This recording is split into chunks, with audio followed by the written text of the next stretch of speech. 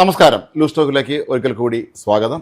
നമസ്കാരം രമേഷ്, നമ്മൾ ശരിക്കും പറഞ്ഞാൽ ഇന്നലെ നമ്മുടെ ലൂസ് ടോക്ക് നമ്മൾ റെക്കോർഡ് ചെയ്തതിന് ശേഷമാണ് തൃശ്ശൂരിലെ ആ വെടിക്കെട്ട് ദുരന്തം ഉണ്ടായത്.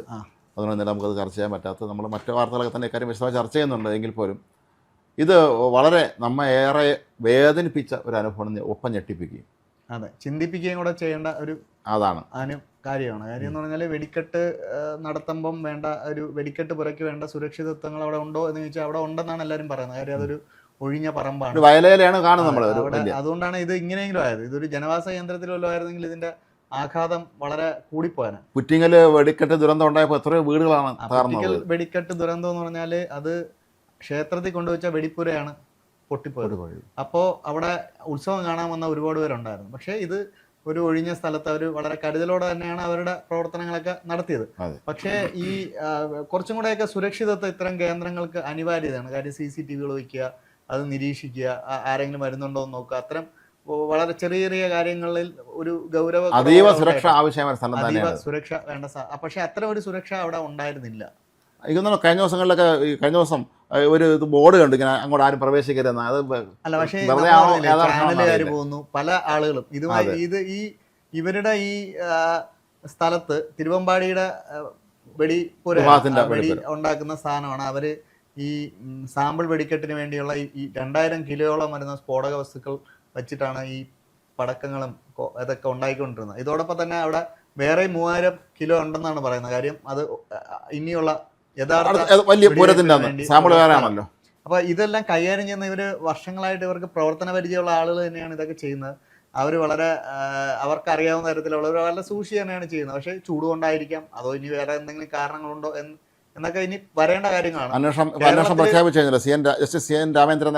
പക്ഷേ കേരളത്തിലെ പല ഇത്തരം കാര്യങ്ങൾ, നമ്മളെ ഒരു കൊച്ചിയിൽ പള്ളിക്കകത്തൊരു സ്ഫോടനം ഉണ്ടായി. അത് സത്യം പറഞ്ഞാൽ അതിലൊരു 10 പേര് മരിച്ചാണ്. ഈ 10 പേര് മരിച്ചിട്ട് അത് അങ്ങനെ ഒരാളിലേക്ക് മാത്രം ചുരുങ്ങുന്ന തരത്തിലേക്ക് ഒരു തിയറി ഉണ്ടാക്കി അന്വേഷണം നിർത്തിയതാണോ എന്ന് സംശയിച്ചാൽ ആർക്കും കുറ്റം പറയാൻ പറ്റത്തില്ല. കാര്യം എന്ന് പറഞ്ഞാൽ ഓൺലൈനിൽ നിന്ന് മറ്റത് വാങ്ങിക്കുന്നു, അങ്ങനെയൊക്കെ ഒരു കഥ ഉണ്ടാക്കി അവിടെ അവസാനിപ്പിക്കുന്നു. അതേപോലെ തന്നെ എലത്തൂരിൽ ഒരാൾ വന്നിട്ട് തീവണ്ടി അങ്ങ് കത്തിച്ചിട്ട് പോവുക. അതിന്റെ പിന്നിലുള്ള കാര്യങ്ങളൊന്നും നമ്മൾ അന്വേഷിക്കുന്നില്ല. അങ്ങനെ തിയറി അത് കേരളത്തിൽ നടക്കുന്ന ഒരു പ്രത്യേക സാഹചര്യത്തിൽ അത് വിഷയങ്ങൾ കൈവിട്ടു പോകാതിരിക്കാൻ വേണ്ടി കൂടിയുള്ള ഒരു ജാഗ്രത ആയിരിക്കും. ആളുകളിൽ പാനിക് ഉണ്ടാകാതിരിക്കാനുള്ള ജാഗ്രത ആയിരിക്കും. പക്ഷെ അതുപോരാ. ഇവിടെ ഇപ്പം തൃശ്ശൂരിലുണ്ടായിരിക്കുന്ന വെടിക്കെട്ടിൽ വളരെ സമഗ്രമായ അന്വേഷണം വേണം. അവിടെ ആരൊക്കെ വന്നിട്ടുണ്ട്, എന്തെങ്കിലും അസ്വാഭാവിക സംഭവങ്ങൾ നടന്നിട്ടുണ്ടോ, എല്ലാം വളരെ പരിശോധിക്കണം. കാരണം പൊട്ടി അല്ല, മാത്രമല്ല ഇവരെ സംബന്ധിച്ചിടത്തോളം ഈ പണി ചെയ്യുന്ന ആളുകൾ വളരെ എക്സ്പീരിയൻസ്ഡ് ആണ്. അതേപോലെ ജുഡീഷ്യൽ അന്വേഷണം എന്ന് പറയുന്നത് കൊണ്ട് ഒരു ഗുണവുമില്ല. യഥാർത്ഥത്തിൽ വേണ്ടത് പോലീസ് അന്വേഷണമാണ്, സമഗ്രമായ പോലീസ് അന്വേഷണം, സമാന്തരമായ പോലീസ് അന്വേഷണം നടക്കുമായിരിക്കും. അതാണ് വേണ്ടത്. ഇപ്പൊ ജുഡീഷ്യൽ കമ്മീഷൻ എന്താ ചെയ്യാൻ പോകുന്നത് നമുക്കറിയാം. കുറെ പേരെ വിളിക്കും, മൊഴിയെടുക്കും, അവർ ഒരു നിഗമനത്തിലെത്തും, അതിനുശേഷം അവർ കുറെ ശുപാർശകൾ കൊടുക്കും. ഈ ശുപാർശ മന്ത്രിസഭ വാങ്ങിച്ചു വെക്കും, കുറച്ചു കാലം കഴിഞ്ഞ് നിയമസഭയിൽ വെക്കും. അല്ലാതെ ഇതുകൊണ്ട് യാതൊരു ഉണ്ടെങ്കിൽ തന്നെ അതുകൊണ്ട് ഒരു ഹേമ കമ്മിറ്റി റിപ്പോർട്ടിന് എന്താണ് സംഭവിച്ചതെന്ന് നമുക്കറിയാം. അതേപോലെ മറ്റൊരു കമ്മിറ്റി റിപ്പോർട്ടായിട്ട് പോകും. പക്ഷെ ഈ ജുഡീഷ്യൽ കമ്മീഷനായി വരുന്ന ആൾക്ക് കുറെ പൈസ കിട്ടും, ചിലപ്പോൾ കാലാവധി നീട്ടിക്കൊടുക്കും, അങ്ങനെയൊക്കെ ഉണ്ടാവുന്നല്ല. യഥാർത്ഥത്തില് പോലീസ് വേണം ഇതെല്ലാം അന്വേഷിക്കാൻ. നേരത്തെ രമേഷ് പറഞ്ഞതുപോലെ ഇതിന് പിന്നിൽ മറ്റെന്തെങ്കിലും കാരണങ്ങളുണ്ടോ എന്നുള്ള പോലീസ് വളരെ കൃത്യമായ അന്വേഷണം, പോലീസ് അന്വേഷണമാണ് ഇതിലേറ്റവും സമഗ്രമായി വേണ്ട. നല്ല ഉദ്യോഗസ്ഥരെ കൊണ്ട് അന്വേഷിച്ച് ഇതിൽ വേറെ ഒന്നും ഇല്ല എന്ന് ഉറപ്പുവരുത്തേണ്ടത്. കുറ്റിങ്ങൽ വെടിക്കെട്ടിലെ യാദർച്ഛ്യത എന്ന് വെച്ചാൽ അത് ഏപ്രിൽ മാസത്തിലാണ് നടന്നത്.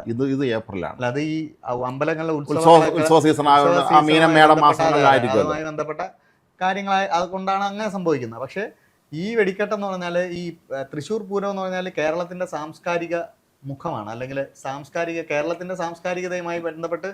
പക്ഷെ കുറച്ചു കാലമായി തൃശ്ശൂർ പൂരത്തിനെതിരെ ഒരുപാട് എതിർപ്പുകൾ, ഒരുപാട് പൂരം മുടക്കുന്ന അവസ്ഥയിലേക്ക് എത്തുന്ന കഴിഞ്ഞതിന്റെ മുമ്പിലെ തവണ നമ്മളെ പൂരം തന്നെ നടക്കാതെ പോയി. കഴിഞ്ഞ തവണ അത് വീണ്ടും നന്നായി നടത്തി. ഇങ്ങനെ പൂരം ഇങ്ങനെ നിരന്തരം വിവാദത്തിലാവുന്ന ഒരു സാഹചര്യത്തിലാണ് ഈ വെടിക്കെട്ട് ഉണ്ടാവുന്നത്. അത് നമ്മൾ വളരെ ഗൗരവത്തിലെടുക്കണം. ഇനിയിപ്പോ ചർച്ചകളെന്ന് പറഞ്ഞാൽ ഇനി വെടിക്കെട്ട് വേണോ, ഇനി മറ്റേ ഇലക്ട്രിക്കൽ വെടിക്കെട്ട് വേണോ, ചൈനീസ് വെടിക്കെട്ട് വേണോ, ഓസ്ട്രേലിയയിൽ അങ്ങനെയുള്ള വെടിക്കെട്ടുകൾ വേണോ എന്ന രീതിയിലേക്ക് ചർച്ച പോകുന്നു. കുറച്ച് ദിവസം കഴിയുമ്പോൾ ആന നേരത്തെ തന്നെ ചർച്ചയാണ്. അപ്പം ഈ ചർച്ചകൾ ആ രീതിയിലേക്ക് കൊണ്ടുപോകാൻ ഉപയോഗിക്കുന്ന ഒരു സാഹചര്യത്തിലേക്ക് ഈ വെടിക്കെട്ട് ദുരന്തം. ഞാൻ തൃശ്ശൂർ ജോലി ചെയ്യുന്ന സമയത്ത് 1994 അന്ന് ഞാൻ മാതൃഭൂമി ജോലി ചെയ്യുന്ന സമയത്ത് ഒരിക്കലും ഒരു വെടിക്കെട്ട് കാരൻ്റെ വീട്ടിൽ ഈ വെടിക്കെട്ട് പോരാ റിപ്പോർട്ട് ചെയ്യാൻ വേണ്ടി പോയിട്ടുണ്ടായിരുന്നു. ജോസെന്നോ മറ്റോ അതിൻ്റെ പേരൊക്കെ തേടി എനിക്ക് ഓർക്കുന്നില്ല. അപ്പോൾ ഞാൻ തിരുവനന്തപുരത്ത് എന്നെ സംബന്ധിച്ചിടത്തോളം അത് വലിയൊരു അത്ഭുത ലോകമായിരുന്നു. കാരണം ഇത്രയും വിശാലമായൊരു പുരയിടത്തിലാണ് ഇതെല്ലാം ഉണ്ടാക്കുന്നത് എന്നുള്ള വലിയ കുട്ടികളും ഇതൊക്കെ വെച്ച് നമുക്കൊരു നമ്മൾ കണ്ടിട്ടില്ലാത്തൊരു കാഴ്ചയാണത്. അപ്പോൾ പക്ഷേ അവിടുത്തെ ജീവനക്കാരെ സംബന്ധിച്ചിടത്തോളം അവരെല്ലാം വളരെ ഒരു ഭയമില്ലാതെ അവിടെ നിൽക്കുന്നത്. ചെന്നാൽ നമുക്ക് ചെറിയ ഭയം തോന്നും, പക്ഷേ അവർക്കൊന്നും ഒരു ഭയമില്ല. അവർ വളരെ കൂളായിട്ടിരുന്ന് അവരെ ജോലി ചെയ്തുകൊണ്ടിരിക്കുന്നുണ്ട്. ഇന്ന് തന്നെ ഇപ്പോൾ രാവിലെ അത് ചാനൽ ഞാനൊരു ഇന്നലെ രക്ഷപ്പെട്ട ഒരു സ്ത്രീയുടെ ഒരു ബൈറ്റ് കണ്ടിരുന്നു. അവർ പറയുന്ന അവർ 52 വർഷമോ മറ്റായിട്ട് ഈ ജോലി ചെയ്യുന്നത്. അര നൂറ്റാണ്ടാണ്. അവരുടെ ഭർത്താവ് വെടിക്കെട്ട് ദുരന്തത്തിൽ മരിച്ചതാണ് ഏതാണ്ട് 52 കൊല്ലം മുമ്പ്. പക്ഷെ അവര് പിന്നീട് ജീവിക്കാൻ വേണ്ടി ഭർത്താവിന്റെ ജോലി തന്നെ ചെയ്തു എന്നാണ് പറയുന്നത്. അങ്ങനെ പരമ്പരാഗതമായി ഇത് ചെയ്യുന്ന ആളുകളാണ്. അവർക്കിത് നന്നായിട്ട് കൈകാര്യം ചെയ്യാൻ അറിയാം, അവർക്കിതെല്ലാം അറിയാം. എന്നിട്ടും അവിടെ ദുരന്തം ഉണ്ടായിരിക്കുന്നു. അതാണ് നമ്മൾ വളരെ ഗൗരവത്തിലെടുക്കുകയും ഗൗരവത്തിൽ തന്നെ പരിശോധനകൾ നടത്തേണ്ടതുമാണ്. മാത്രമല്ല എനിക്ക് തോന്നിയിട്ടുള്ളത് ഫയർ സേഫ്റ്റിയുടെ ലൈസൻസ് ഇല്ല എന്നാണ് പറയുന്നത്. അതാണ് ഏറ്റവും വലിയ തമാശ. കാര്യം എന്ന് പറഞ്ഞാൽ തൃശ്ശൂർ പൂരം നടക്കുമെന്നും തൃശ്ശൂർ പൂരത്തിന് വേണ്ടി തിരുവമ്പാടിക്ക് ഇത്ര ഒരു കേന്ദ്രം ഉണ്ടെന്ന് ഈ ഫയർ സേഫ്റ്റിക്കാർക്ക് അറിയാം. ഇവർ പരിശോധിക്കണ്ടേ? ഇവർക്ക് അറിയാവുന്ന കാര്യമല്ലേ? ആരെങ്കിലും രഹസ്യമായിട്ടാണ് ഇത് ചെയ്യുന്നതെങ്കിൽ നമുക്ക് ഫയർ സേഫ്റ്റി ലൈസൻസ് ഇല്ല എന്ന് പറഞ്ഞിട്ട് ഉടമസ്ഥനെ കുറ്റപ്പെടുത്താം. ഇപ്പം തിരുവമ്പാടിക്കും പാറമേക്കാവിനും അവർ മത്സരിച്ച് വെടിക്കെട്ട് നടത്തുമെന്നും അതിന് വലിയ തോതിൽ ഇത് അന്വേഷിച്ച് കണ്ടെത്തി ഇത് എവിടെയാണ് എന്ന് മനസ്സിലാക്കി ഈ സ്ഥലത്തിന് ലൈസൻസ് കൊടുക്കാൻ യോഗ്യതയുണ്ടോ എന്ന് പരിശോധിക്കേണ്ടവരല്ലേ ഇവര്. അതേസമയം രഹസ്യമായിട്ട് ചെയ്താൽ ഇപ്പോൾ ഒരാൾ രഹസ്യമായിട്ട് വെടിക്കെട്ട് ഓക്കെ, ഇത് അങ്ങനെയല്ല. ഇത് എല്ലാവർക്കും അറിയാം തൃശ്ശൂർ പൂരം നടക്കുമെന്നും അവിടെ വെടിക്കെട്ട് 2 കൂട്ടരും നടത്തുമെന്നും മത്സരിച്ചാണ് വെടിക്കെട്ട് നടത്തുന്നതെന്നും അവർക്ക് വെടിപ്പുര ഉണ്ടെന്നും വെടിപ്പുര ഇന്ന സ്ഥലത്താണെന്നും അറിയാം. അത് പോയി ഇവര് അപേക്ഷ കൊടുത്തില്ലെങ്കിൽ തന്നെ പോയി പരിശോധിച്ച് വേണ്ട ക്രമീകരണം ഉണ്ടോ എന്ന് നോക്കേണ്ട ഈ ഫയർ സേഫ്റ്റി. നേരത്തെ കേന്ദ്ര സർക്കാരിന്റെ കൺട്രോൾ ഓഫ് എക്സ്പ്ലോസീവ്സ് ആയിരുന്ന ഡോക്ടർ വേണുഗോപാൽ സാറുണ്ട്. അദ്ദേഹം നമ്മുടെ അടുത്ത കുടുംബ സുഹൃത്ത് കൂടിയാണ്.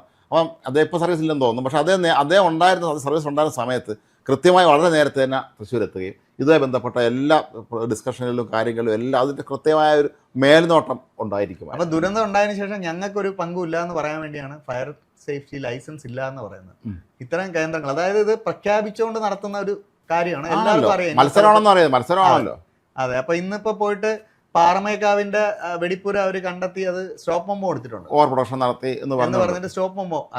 അതേപോലെ തന്നെ ഈ ദുരന്തം ഉണ്ടാകുന്ന ഇനിയെങ്കിലും അടുത്ത വർഷങ്ങളിൽ ഇവരൊന്നും അപേക്ഷിച്ചില്ലെങ്കിൽ തന്നെ തൃശ്ശൂർ പൂരം നടക്കുമെന്ന് മനസ്സിലാക്കി ഇവർക്ക് എവിടെയെങ്കിലും വെടിപ്പുര ഉണ്ടോന്ന് ഇവര് തന്നെ അന്വേഷിച്ച് കണ്ടെത്തി അവിടെ പോയി പരിശോധന നടത്തി ഈ നിയമവിധേയമായിട്ട് തന്നെയാണോ കാര്യങ്ങളനുസരിച്ച് ഉറപ്പുവരുത്തണം. അല്ലാതെ നമ്മൾ അപേക്ഷ തന്നാലേ ഇത് പരിശോധിക്കുള്ളൂ എന്ന് പറഞ്ഞാൽ ഇപ്പൊ രഹസ്യമായിട്ട് നടത്തുന്ന കാര്യങ്ങൾക്ക് ഒന്നും ചെയ്യാൻ പറ്റത്തില്ല. രഹസ്യമായിട്ട് നടക്കുന്ന വെടിക്കോപ്പ് നിർമ്മാണം. പക്ഷെ ഇതെന്ന് പറഞ്ഞാൽ ഇത് എല്ലാവർക്കും അറിയാവുന്ന കാര്യം, അംഗീകൃത കാര്യമല്ലേ, സർക്കാർ അംഗീകരിച്ചില്ല തൃശ്ശൂർ പൂരം എന്ന് പറയുന്നത്. ഏതായാലും നമ്മൾ പലപ്പോഴും സംഭവിക്കാറുള്ളത് രമേഷ്, ഈ എന്തെങ്കിലും ദുരന്തം ഉണ്ടാകുമ്പോൾ ഇനി മുതൽ ഇത്തരം സംഭവങ്ങൾ ആവർത്തിക്കാതിരിക്കാൻ ശ്രമിക്കാം എന്നാണ് നമ്മുടെ ഭരണാധികാരികൾ എല്ലാവരും പറയാറുള്ളത്.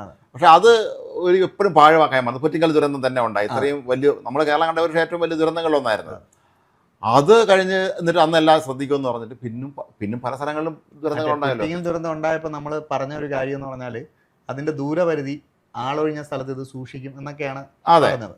പക്ഷെ അതല്ല ഇവിടെ പാലിച്ചിട്ടുണ്ട്. ആളൊഴിഞ്ഞ സ്ഥലമാണ്, പക്ഷെ ഇവിടെ ജോലി ചെയ്ത ആളുകളാണ്. അതെ, ഇതിൽ ദുരന്തത്തിൽപ്പെട്ട എല്ലാ ഈ ജീവനക്കാരായിരുന്നു. പൊളിറ്റിക്കൽ വെടിക്കെട്ടുമായി ബന്ധപ്പെട്ട നമ്മളെ നിബന്ധനകൾ ഇവിടെ നമുക്ക് പ്രാവർത്തികമാകാൻ പറ്റില്ല. ഇവിടെ എന്ന് പറഞ്ഞാൽ ജീവനക്കാരാണ്. അവിടെ ജീവനക്കാർ മാത്രമേ ഉണ്ടായിരുന്നുള്ളൂ.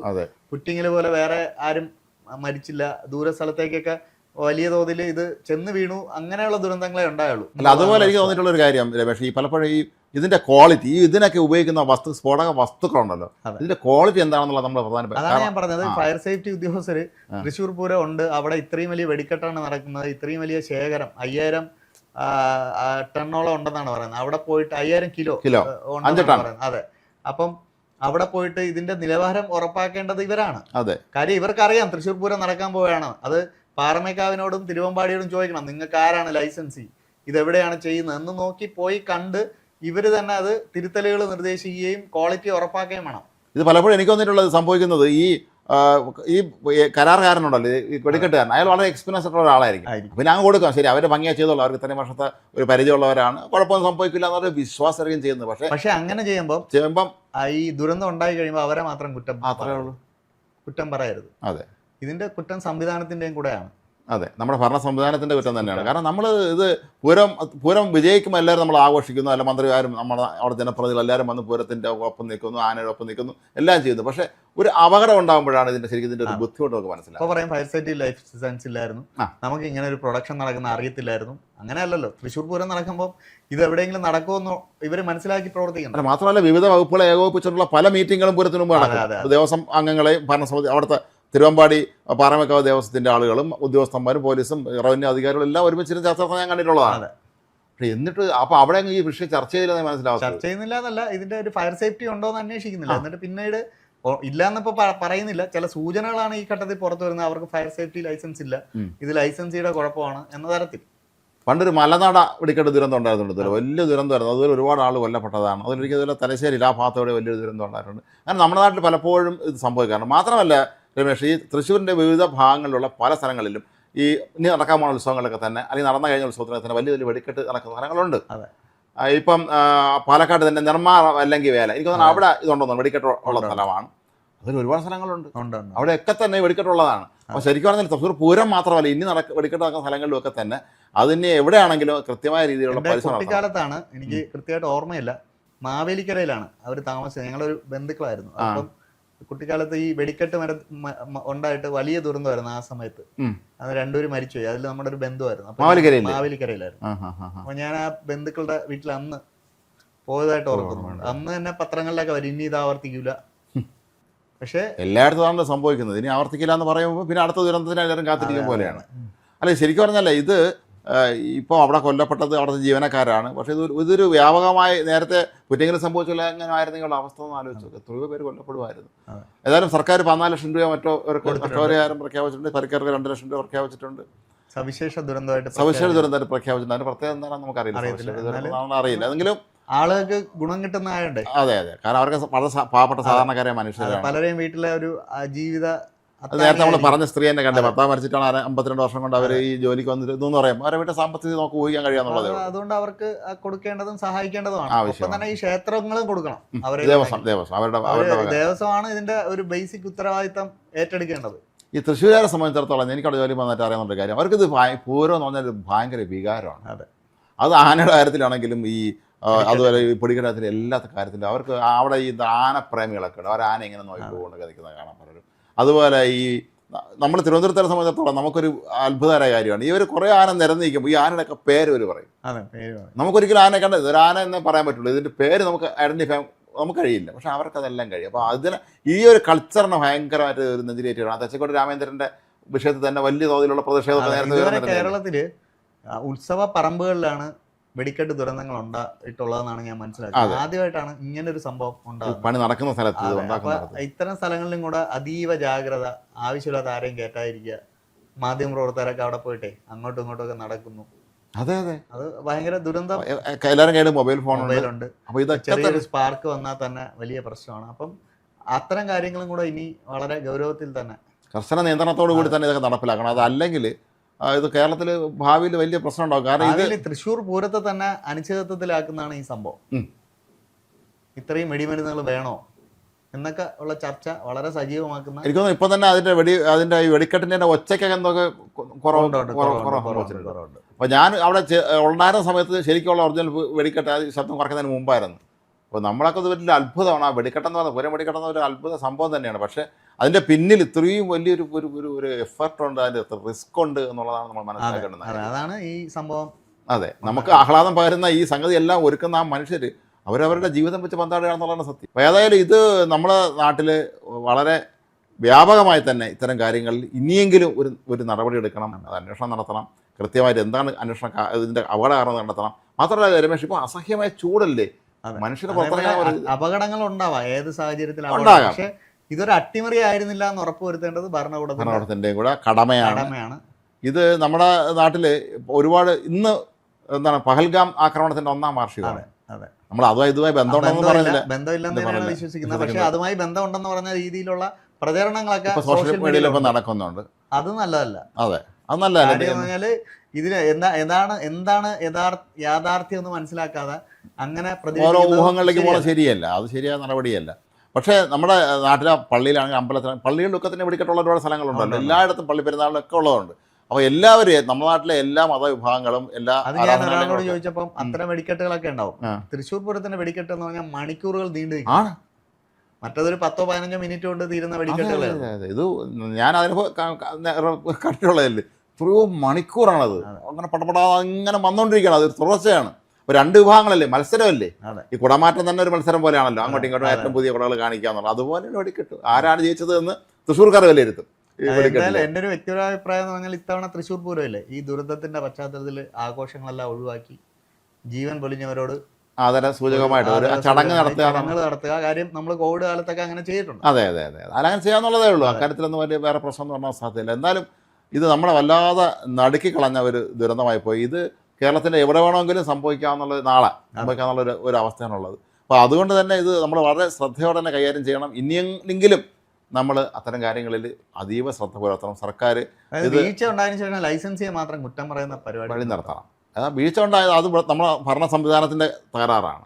ഇവരെന്ത് അന്ന് എനിക്ക് നല്ല ഓർമ്മയുണ്ട്. പുറ്റിങ്ങൽ ദുരന്തം നടന്നപ്പോൾ തന്നെ അന്ന് DGP ആയിരുന്ന TP സെൻകുമാറാണ്. അദ്ദേഹം വന്ന് അവിടുന്ന് കമ്മീഷനായിരുന്ന വ്യക്തിയെ പുള്ളി ശരിക്കും വിളിച്ച് ഫയർ ചെയ്യണം. നമ്മൾ ആ വിഷയം നമ്മൾ വീഡിയോ. അതേപോലെ പുറ്റിങ്ങലുമായി ബന്ധപ്പെട്ട് ഉദ്യോഗസ്ഥതല വീഴ്ച, SP-യുടെ വീഴ്ച ഒക്കെ ഉണ്ട്. പക്ഷെ അവരിലേക്കൊന്നും അന്വേഷണം പോലും പോയിട്ടില്ല എന്നുള്ളതാണ് വേറൊരു വസ്തു. മാത്രമല്ല അന്ന് അവിടുത്തെ MP ആയിരുന്ന പീതാംബർ കുറുപ്പിന്റെ തലയിലോട്ടായി അവസാനം എല്ലാം കൂടെ.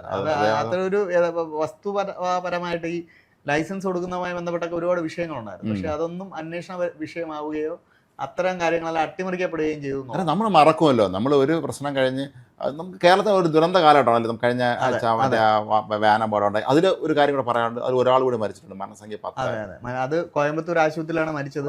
അവിടെ ചികിത്സ കിട്ടിയില്ല എന്നൊക്കെ പറഞ്ഞിട്ട് ബന്ധുക്കൾ പരാതി പറഞ്ഞിട്ടുണ്ട്. യഥാർത്ഥത്തിൽ ഒരു മലയാളിയാണ്. കേരളത്തിൽ മെച്ചപ്പെട്ട ആരോഗ്യ സംവിധാനങ്ങളുണ്ട്. തൃശ്ശൂർ അവിടെ വാൽപ്പാറ തമിഴ്നാട് അതിർത്തിയിലാണ് സംഭവിച്ചെങ്കിലും അത്തരം ഒരു ദുരന്തം ഉണ്ടായപ്പോൾ അതിൽ പരിക്കേറ്റവരെ ഉടൻ തന്നെ കേരളത്തിലേക്ക് കൊണ്ടുവരികയും ഇവിടെ മികച്ച ചികിത്സ ഉറപ്പുവരുത്തുകയും ചെയ്യേണ്ടതായിരുന്നു. പക്ഷെ അവരെ തമിഴ്നാടിന് ആയതുകൊണ്ട്, അപ്പുറത്തായതുകൊണ്ട് അവർ കൊണ്ടുപോയത് പൊള്ളാച്ചിയിലോട്ടും അങ്ങോട്ടുമാണ്, കോയമ്പത്തൂരിലേക്കാണ് കൊണ്ടുപോയത്. പക്ഷെ അവർ ബന്ധുക്കൾ പറഞ്ഞിട്ടുണ്ട് ഡോക്ടർമാർ വിളിച്ചിട്ട് വന്നില്ല എന്നൊക്കെ പറഞ്ഞിട്ടൊരു വിവാദമുണ്ട്. അതുമായി ബന്ധപ്പെട്ട് അദ്ദേഹത്തിന് ആ ഡ്രൈവർ എന്ന് പറഞ്ഞാൽ സ്കൂളിന്റെ ഡ്രൈവറാണ്, സ്കൂൾ ബസിന്റെ ഡ്രൈവറാണ് അദ്ദേഹം. ഇത് അസുഖം കൂടിയ സമയത്ത് ഡോക്ടർ വന്നില്ല എന്നൊക്കെ പറഞ്ഞിട്ട് അവരുടെ ആരോപണമുണ്ട്. ഇത്തരം ആരോപണങ്ങൾ ഒഴിവാക്കാൻ കേരളത്തിലേക്ക് അവരെ അപ്പൊ തന്നെ കൊണ്ടുവരായിരുന്നു. എന്തുകൊണ്ടാണ് ഇത് തമിഴ്നാട്ടില് ഉണ്ടായ ഒരു അപകടമാണല്ലോ, ഇതിന്റെ അതിർത്തി ഭാഗത്തുണ്ടായ അപകടമായതുകൊണ്ട് അവിടെ വന്ന പോലീസും രക്ഷാപ്രവർത്തകരും എല്ലാം ഇവരെ കൊണ്ടുപോയത് അങ്ങോട്ടാണ്. പൊള്ളാച്ചി ആശുപത്രിയിലേക്കും കോയമ്പത്തൂരിലേക്കും ഒക്കെയാണ് കൊണ്ടുപോയത്. അതിന്റെ ഒരു പ്രശ്നം ചർച്ചകളിലുണ്ട്. എന്തായാലും നമ്മൾ ശരിക്കും വേറെ ചർച്ച ചെയ്യേണ്ട വിഷയമാണ്. ഇങ്ങനെ കേരളത്തിന് പുറത്ത് പോയി മലയാളികൾ ഒരു അപകടത്തിൽ പെടുമ്പോൾ അവരെ എങ്ങനെ പ്രൊട്ടക്ട് ചെയ്യാം? കേരളത്തിന് പുറത്തൊന്നല്ല, ഞാൻ പറഞ്ഞില്ല, അതിർത്തിയാണ്. അങ്ങനെ നമുക്ക് വാൽപ്പാറയെ തമിഴ്നാടിന് അങ്ങ് പൂർണ്ണമായും കൊടുക്കാൻ പറ്റത്തില്ല. അത്തരം ഒരു സ്ഥലത്താണ് അപകടം ഉണ്ടാകുന്നത്. ഇപ്പൊ കളിയിക്കാനുള്ള അവിടെ ഒരു അപകടം ഉണ്ടായാൽ അവിടെ ഉള്ളവരെല്ലാം തമിഴ്നാട്ടിലാണെങ്കിൽ പോലും പെട്ടെന്ന് കൊണ്ടുവരുന്നത് തിരുവനന്തപുരത്തേക്കാണ്. നമ്മളെപ്പോഴും കാണാതെ വാഹനങ്ങൾ ഇവിടുത്തെ ഹോസ്പിറ്റൽ. അതെ, ഇവിടെ സംഭവിച്ചതെന്ന് പറഞ്ഞാൽ അങ്ങോട്ടാണ് പോയത്.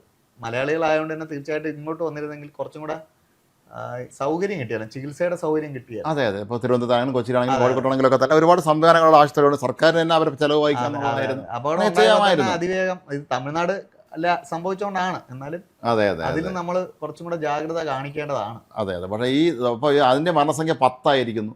ഇവിടെ ഇപ്പൊ എത്ര, പിന്നെ 13 പേരാണ് പറയുന്നത്. പക്ഷേ ബോഡി ഭാഗങ്ങളൊക്കെ ഒരുപാടുണ്ട്. അവര് ഡോഗ് സ്ക്വാഡിനെ കൊണ്ട് പരിശോധിക്കുന്നുണ്ട്.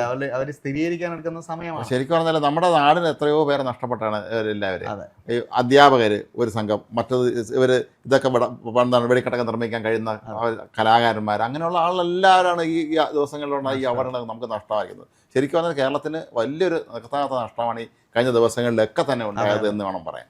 ഒരു ചെറിയ വിഷയം കൂടെ നമ്മൾ പറയേണ്ടതുണ്ട്, ട്രംപിൻ്റെ കാര്യം. നമ്മളെല്ലാവരും ആകാംക്ഷയോടെ കാത്തിരിക്കുന്ന ഒരു കാര്യമാണ്. ഇതൊക്കെ ഈ കഴിഞ്ഞ ദിവസങ്ങളിൽ വെടിക്കെട്ട് ദുരന്തം വാഹനാപകടം ഉണ്ടാകുമ്പോൾ പലരും എന്നെ വിളിച്ച് ചോദിക്കാറുണ്ട് യുദ്ധം എന്തായി. കാരണം ആ സ്വന്തം വീട്ടിലെ കാര്യങ്ങളായാലും ചിന്തിക്കുന്നുണ്ട്. ഈ ഗ്യാസ് കിട്ടാനില്ല, അതല്ലെങ്കിൽ വിലക്കയറ്റം ഉണ്ടാകുമ്പോൾ ഗൾഫിൽ ജോലിയുള്ള ബന്ധുക്കൾക്ക് അവിടെ ജോലി നഷ്ടമാകും. അങ്ങനെ ഒരുപാട് ആകാംക്ഷ ഉത്കണ്ഠയുള്ള ഒരുപാട് ആളുണ്ട്.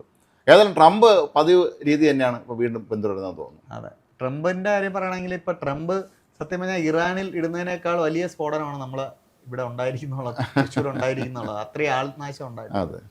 ട്രംപ് എന്ന് പറഞ്ഞാൽ ആകപ്പെടെ എന്താണ് ട്രംപ് ഇനി ചെയ്യാൻ പോണെന്ന് ആർക്കും അറിയത്തില്ല. കാരണം എന്ന് പറഞ്ഞാൽ ട്രംപ് ഇന്നത്തോടെ വെടിനിർത്തലിന്റെ കാലാവധി തീർന്നതാണ്. ഇന്ന് ബോംബിടുമെന്ന് പറഞ്ഞിട്ടുണ്ട്. ഇന്ന് ബോംബ് വർഷം പാകിസ്ഥാനിൽ അവർ ഇന്ന് ചർച്ച നടത്തുമെന്നും എങ്കിൽ വെടിനിർത്തൽ തുടരും എന്നൊക്കെയാണ് പറഞ്ഞിരുന്നത്. പക്ഷേ ഇറാൻ ഏകപക്ഷീയമായിട്ട് ചർച്ചയ്ക്കൊന്നും പോയില്ല. വാൻസിന് പറഞ്ഞിരുന്നെങ്കിലും വാൻസ് പോകുമ്പോ എന്ന് പറഞ്ഞതിന് കാര്യം എന്ന് പറഞ്ഞാൽ ഇവര് വരണമെങ്കിൽ വരട്ടെ എന്ന് പറഞ്ഞിട്ടാണ്. പക്ഷെ വാൻസ് അങ്ങനെ പറഞ്ഞിട്ട് പോലും ഇവര് പോയില്ല. ഇവര് പോകാത്ത സാഹചര്യത്തിൽ നമ്മൾ വിചാരിച്ച് ഇന്ന് തന്നെ യുദ്ധം തുടങ്ങുന്നു. പക്ഷേ ട്രംപ് ഇന്നും വെടിനിർത്തൽ നീട്ടിന്ന് മാത്രമല്ല, ഇറാൻ ഒരു കരാറുമായി വരുന്നവർ ഒരു ഐക്യം ഉണ്ടാക്കി അനിശ്ചിതകാലത്തേക്ക് നീട്ടിയതാണ്. നേരത്തെ 2 ആഴ്ച 10 ദിവസമൊക്കെ ആയിരുന്നു. യുദ്ധം തീർന്നു എന്ന് പ്രഖ്യാപിക്കുകയാണ് പുള്ളി ഒരു ബലത്തിൽ ചെയ്തിരിക്കുന്നത്. അങ്ങനെയാണ്. പക്ഷെ പ്രശ്നം എന്ന് പറഞ്ഞാൽ അമേരിക്കയുടെ തന്നെ 3 യുദ്ധ കപ്പലുകൾ അവിടെ പോകുന്നുണ്ട് പശ്ചിമേഷ്യ. ആദ്യമായിട്ടാണ് ഒരു 3 കൂറ്റൻ പടക്കപ്പലുകൾ അവിടെ വരുന്നതെന്നാണ് ഈ പറയുന്നത്. അതില് ഒരു കപ്പലിൽ നിന്ന് ഇവരിന്ന് ലേസർ ആയുധങ്ങൾ പരീക്ഷിച്ചിട്ടുണ്ട്.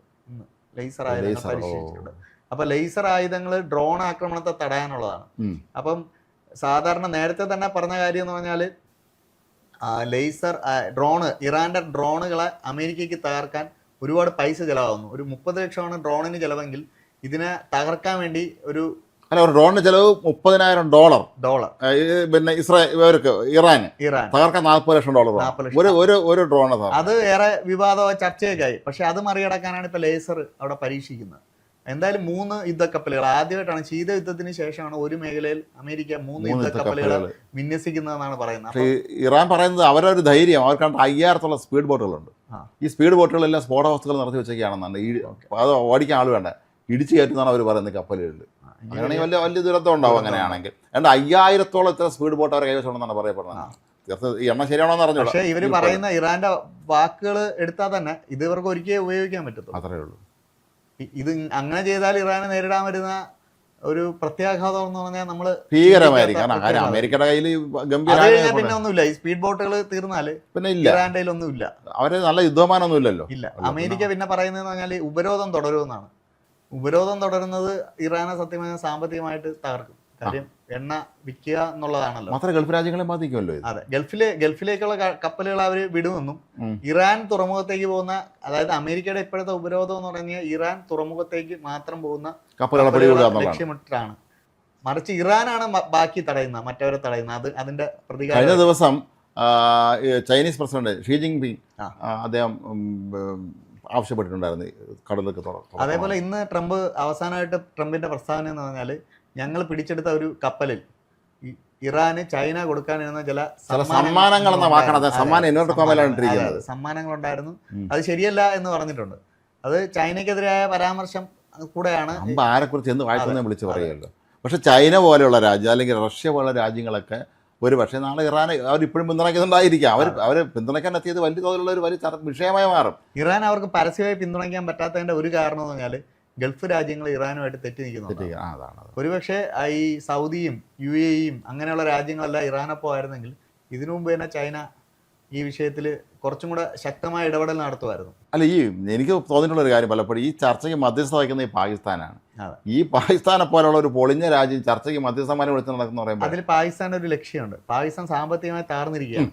ഈ ചർച്ച വിജയകരമായാൽ അമേരിക്കയുടെ ഗുഡ് ബുക്കിൽ ഇടം നേടി കുറച്ച് സാമ്പത്തിക സഹായം ഇപ്പൊ തന്നെ കുറച്ച് സൗദിയിൽ നിന്ന് കിട്ടിയ പൈസ കൊണ്ടാണ് ഇപ്പൊ തൽക്കാലം അമേരിക്കയുടെ സഹായം കിട്ടിയാൽ വലിയൊരു സഹായം കിട്ടും. അത് വെച്ചിട്ട് അവർക്ക് വീണ്ടും റീബിൽഡ് ചെയ്യാമെന്നും ഇന്ത്യക്കെതിരെ വീണ്ടും യുദ്ധം ചെയ്യാമെന്നും ഇന്ത്യ ആയിട്ട് എന്തെങ്കിലും പ്രശ്നം ഉണ്ടായി അമേരിക്കൻ പിന്തുണ കിട്ടും എന്നൊക്കെ വിചാരിച്ചിട്ടാണ് പാകിസ്ഥാൻ ഈ പണിക്ക് ഇറങ്ങുന്നത്.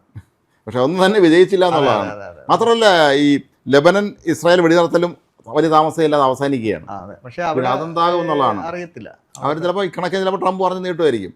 അതല്ലെങ്കിൽ ഇത് ഇങ്ങനെ പൊയ്ക്കൊണ്ടിരുന്ന ഇത് ആഗോള സാമ്പത്തിക മാന്ദ്യം ഉണ്ടാക്കുന്ന എല്ലാ ബിസിനസ്സുകൾ സ്റ്റക്കാവില്ല. എണ്ണ ഇല്ലാതിരിക്കില്ല, പാചകവാതകം ഇല്ല, ഒന്നും നടക്കത്തില്ല. ഇന്ന് നമ്മളൊരു വാർത്ത കൊടുത്തിട്ടുണ്ടായിരുന്നു, അത് സെറാമിക്സ്. ഈ സെറാമിക്സ് ഉണ്ടാക്കുന്ന കമ്പനികൾ ഗുജറാത്തിൽ വളരെ വ്യാപകമാണ് നമ്മൾ കിട്ടുന്നത്. പക്ഷേ ഇതിനെല്ലാം ഗ്യാസ് വേണം ഉണ്ടാക്കണമെങ്കിൽ. ഈ സാധനം കിട്ടാനില്ലെന്നാണ് പല ഇസ്ലാമിക് കമ്പനികളും അടച്ചുപൂട്ടലിന്റെ വക്കിലാണ്. അല്ല, ഇത് യുദ്ധം തുടരുകയും കപ്പലുകൾ വരികയും ചെയ്താൽ വീണ്ടും നമ്മളെ വീടുകളിലൊക്കെ ഗ്യാസ് ഇല്ലാത്ത അവസ്ഥ വരും. വീണ്ടും ഇപ്പൊ തന്നെ കുറെ അധികം ഹോട്ടലുകളും തട്ടുകടകളൊക്കെ പൂട്ടിയിട്ടുണ്ട്. അത് അവർക്ക് നടത്താൻ പറ്റാത്തൊരു സാഹചര്യത്തിലേക്ക് പോകും. കേരളവും വലിയ പ്രതിസന്ധിയിലേക്ക് പോകും. എണ്ണവില കൂട്ടേണ്ടി വരും. അങ്ങനെയൊക്കെ ഉണ്ടാവും. നമ്മൾ നിർബന്ധിതരാകുമല്ലോ, വേറെ വഴിയില്ലല്ലോ. അതുപോലെ നമ്മൾ ഒന്ന് പരാമർശിച്ച് പോകേണ്ട ഒരു വിഷയം തന്നെയാണ് നന്ദഗോവിന്ദനെ കുറിച്ച്. അതിപ്പോൾ ഉയർത്തിവിട്ട വിധാനങ്ങൾ. അല്ല, അത് ഒരു ക്ഷേത്രത്തില് ഒരു ക്രിസ്തീയ ഭക്തിഗാനം പാടി എന്നുള്ളതാണ്. ഇനി അങ്ങനെ പാടിയാൽ തന്നെ അത് ക്ഷേത്രത്തിന്റെ മഹത്വമാക്കി മാറ്റി അതിനൊരു സാധാരണ ചെയ്യേണ്ടതെന്നാണ് മതസൗഹാർദ്ദത്തിന്റെ ഒരു പ്രതീകമാക്കി മാറ്റുകയാണ് അമ്പലത്തിൽ അങ്ങനെ നടന്നു എന്ന്. പക്ഷെ ഇവിടെ അങ്ങനെയല്ല സംഭവിക്കുന്നത്. അങ്ങനെ പാടാൻ പാടില്ല എന്നൊക്കെ പറഞ്ഞ് മതവിദ്വേഷം അല്ലെങ്കിൽ തമ്മിലടിപ്പിക്കുക എന്നുള്ള അജണ്ട പണ്ട് ഇതൊന്നും ഇല്ലായിരുന്നല്ലേ നമ്മുടെ നാട്ടിൽ. നമ്മൾ അങ്ങനെ ചിന്തിക്കുകയും ചെയ്യില്ല. പല ചില ഗാനമേളക്കൊക്കെ ഈ അമ്പലങ്ങളിൽ ക്രൈസ്തവ പാട്ടുകളൊക്കെ ചോദിച്ചിട്ട് പാടുന്ന സംവിധാനങ്ങൾ പണ്ടുണ്ട്. ഇടയ്ക്ക് മാർക്കോസ് മറ്റേ ഇസ്രായേലിൽ ആ പാട്ട് പാടിയില്ല അത് അമ്പലത്തിൽ. അത് ആളുകൾ ആവശ്യപ്പെടുകയും അത് ഭയങ്കര കയ്യടി നേടുകയും ചെയ്തു. മാർക്കോസിന്റെ ഹിറ്റ് ഗാനങ്ങളിൽ ഒന്നാണ് ഈ പാട്ട്. അതെ, അതേപോലെ തന്നെ ക്ഷേത്രങ്ങളിൽ ഇപ്പം ഈ കണ്ണൂരിൽ തന്നെ ഈ അടുത്ത കാലത്ത് മറ്റേ RSS ഗണഗീതം പാടുന്നതുമായി ബന്ധപ്പെട്ട ഒരു വിവാദം. വിവാദത്തിൽ പാടിയൊരു സത്യമായ മുസ്ലിം സമുദായ അംഗങ്ങളാണ്. അവര് വളരെ ഭക്തിയോടെ തന്നെയാണ് ഈ കാര്യങ്ങൾ കൈകാര്യം ചെയ്യുന്നത്. അവര് എല്ലാം പാടുന്നവരാണ്. അപ്പൊ അങ്ങനെ ഒരു ഇതിനെ ഒരു മതസൗഹാർദ്ദത്തിന്റെ പ്രതീകമാക്കി മാറ്റിയിരുന്നെങ്കിൽ ആ ക്ഷേത്രത്തിന്റെ ഒരു എന്താണ് ക്ഷേത്ര ഭാരവാഹികളും അക്കാര്യത്തിൽ ക്ഷേത്ര ഭാരവാഹികൾ വളരെ മാന്യമായ സമീപനമാണ് ഈ വിഷയത്തിൽ എടുത്തത്. പക്ഷേ ഇതൊക്കെ അനാവശ്യമാണ്. കേരളത്തിന് അനാവശ്യമാണ്. ഇത്തരം ചർച്ചകളല്ല വേണ്ടത്.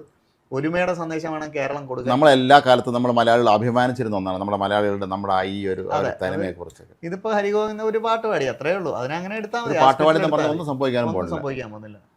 അമ്പലത്തിനൊന്നും പറ്റുന്നില്ല. വിശ്വാസികൾ നമ്മൾ പറയായിരുന്നു ഇപ്പം നേരത്തെ ഒരു ഡിസ്കഷനിൽ പറയായിരുന്നു ഈ യൂസഫ് അലി കേച്ചേരി. അതേസമയം ഈ അമ്പലത്തിൽ വല്ല വിപ്ലവ ഗാനോ ഒരു രാഷ്ട്രീയ പാർട്ടിയുടെ പണ്ട് നേരത്തെ കൊല്ലത്തൊക്കെ സംഭവിച്ച സംഭവങ്ങളുണ്ടോ രാഗിൽ DYFയുടെ അതൊക്കെ ആണെങ്കിൽ നമുക്ക് എതിർക്കാം. ഇതെന്ന് പറഞ്ഞാൽ അവിടെയും ഇവര് പാടിയതൊരു ക്രൈസ്തവ ഭക്തിഗാനമാണ്.